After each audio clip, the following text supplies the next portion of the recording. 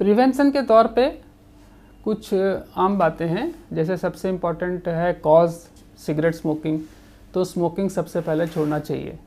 अगर स्मोकिंग छोड़ देते हैं तो ये देखा गया है कि कुछ महीनों या सालों के बाद में जो लंग्स का डिटोरिएशन स्मोकर में होता है वो करीबन आधा हो जाता है, जो कि नॉर्मल लोगों के साथ समान है। जैसे एक साल में 20-25 साल के बाद में लंग्स की पावर हर साल 30 ml के हिसाब से कम हो जाती है पर ईयर। लेकिन जो लोग स्मोकर हैं उनमें 50 to 70 ml पर ईयर कम होता है लंग्स की पावर। अगर कोई इंसान छोड़ देता है सिगरेट तो ये जो पावर है ये वापस 30 के आसपास आने की आशंका होती है, जो कि नॉर्मल इंसान का होता है। तो सबसे इम्पॉर्टेंट तो ये है कि सिगरेट को जितनी जल्दी हो सके एकदम से ही छोड़ना चाहिए, ताकि लंग्स का डिटोरेशन एकदम से बंद हो। दूसरा ये है कि कुछ वैक्सीन्स होते हैं जो हमें देने चाहिए। जैसे इन्फ्लुएंजा का वैक्सीन है, हर साल अगस्त-सितंबर महीने में नया स्ट्रेन आता है इन्फ्लुएंजा वैक्सीन का, वो हर साल एक देना चाहिए।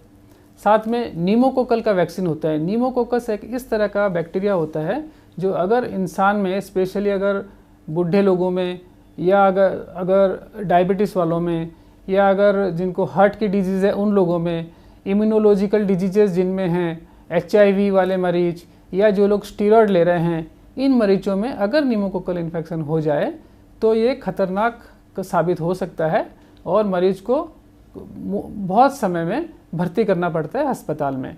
तो ये इसके वैक्सीन आ गई है, अगर इसका वैक्सीन एक दे दिया जाए तो इससे मुक्ति पाई जा सकती है। तो एक तो वैक्सीन है और दूसरा स्मोकिंग से छुटकारा है। ये दो मेन चीज़ है। इसके अलावा स्टेबिलिटी जब रहे तो इंसान अपने आप को स्वस्थ रखने के लिए अच्छा खान पान है, थोड़ी एक्सरसाइज है, थोड़ी योगा है, ये अगर करते रहें, मेंटल रिलैक्सेशन है, ये करते रहने से स्वस्थ रहता है और ये प्रिवेंट हो सकती है। प्रिवेंट का मतलब है कि इसका एक्यूट एग्जासर्वेशन प्रिवेंट हो सकता है, लेकिन ये डिजीज़ प्रिवेंट नहीं हो सकती है।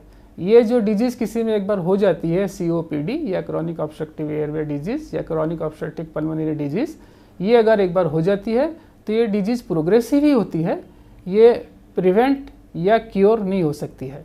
ये धीरे धीरे बढ़ती जाती है, पर इसका बढ़ना जितनी बार इन्फेक्शन होता है, जितना बार एक्यूट एग्जासर्वेशन होता है, उतनी बार ये और ज़्यादा तौर पे बढ़ती है। तो वो उस चीज़ को रोकने के लिए ये प्रिवेंशन वाले काम करने हैं।